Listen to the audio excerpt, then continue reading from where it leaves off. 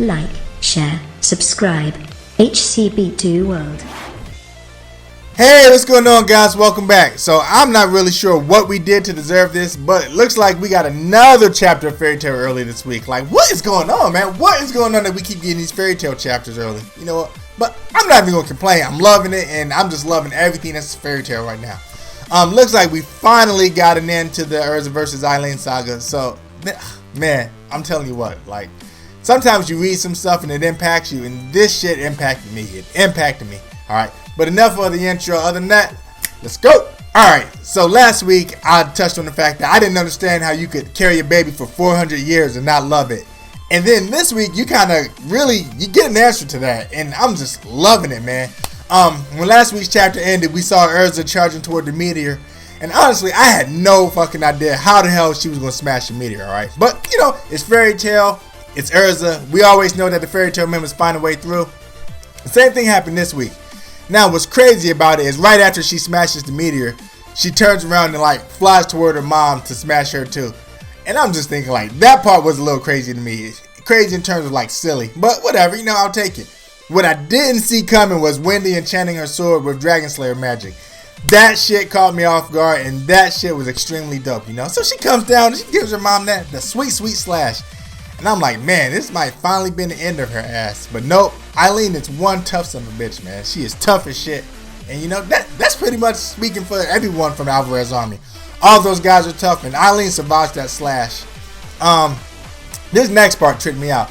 So obviously at this point, I'm like, Erza's out of options, you know, like what else can she do? She's fucked, like what else can she do? And Eileen walks up to her, you know, and Erza's smiling, and just like that, it takes Eileen to a flashback, you know, and it takes her back to when she first held Erza as a baby. You know, she just gave birth to her baby, and she's looking at this baby, and she's like, "Fuck yeah! Now I can take your body over. Now I can be human again." And all of a sudden, this baby just looks at her and smiles and laughs, and her heart just melts like that. You know, she's like, "What the hell am I doing? I love you. I've always loved you."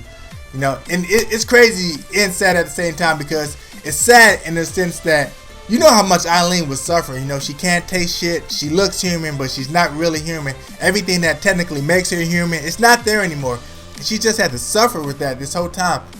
And, you know, she got so desperate to the point that she turned to her baby as a means of an out. And she's like, you know, I've been carrying this baby for 400 years. I can just take this baby's body over and I can be human again. But that baby's smile, man, it just melts that cold exterior. And even if it was just for a brief moment, it brings her back to her senses. And she's like, what the hell am I doing? I love this baby. I've been carrying this baby. I've gone through a bunch of shit just to protect this baby. I mean, everybody tried to kill Eileen as a dragon. So she's running, she's fleeing, she's surviving, you know. She's carrying this baby this whole time until she gets somewhere that's safe, where she can just safely bring her child into the world.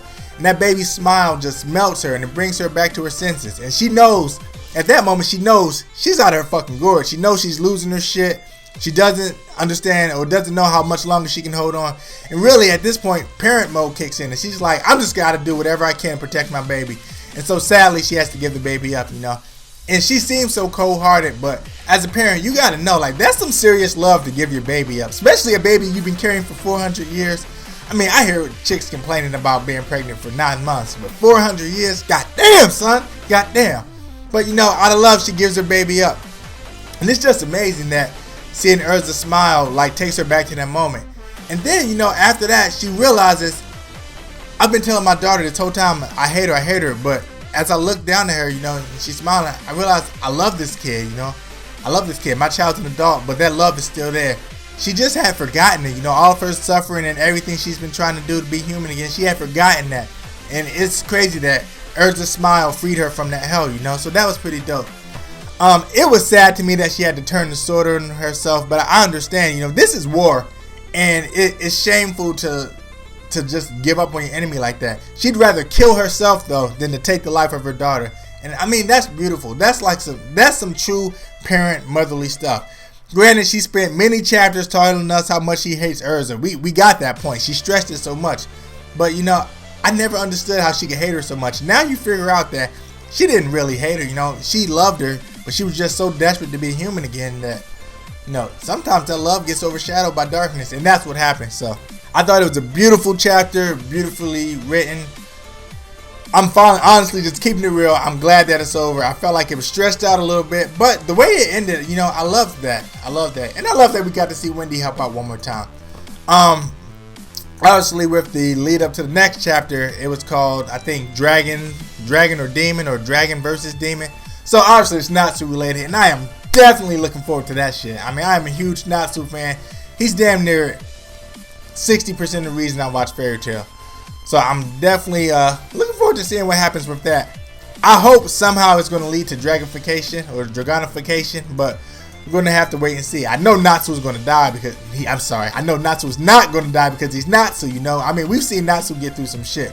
So he'll go through this, and I'm guessing that he's going to end up with some new power. It might not be in the next chapter, but like a few chapters over, Natsu's going to change somehow. I'm calling it now. So you heard me call it. I'm calling it now. He's going to change. Well, guys, that's going to do it for this week's review. I loved this chapter. Hopefully you guys loved it too. If so, go ahead and leave a like, especially if you enjoyed this review. Also, comment. I want to know what you guys think about this because this shit was crazy to me. And maybe you guys seen something that I didn't see. So I love talking this shit, especially Fairy Tail. This Fairy Tail, My Hero Academia, I will talk to you about that shit all day long, alright? So if you enjoyed it, go ahead and leave a comment, leave a like, and let's chat this shit up. Also, if you're new to the channel and you might have liked the review, go ahead and subscribe, man. Even if this isn't your thing, there's some other stuff on this channel that you might definitely enjoy, alright? I'm into a lot of shit, so hopefully you find something you like. As always, guys, thanks for stopping in. I'm your boy Heroes Come Back 2. Peace.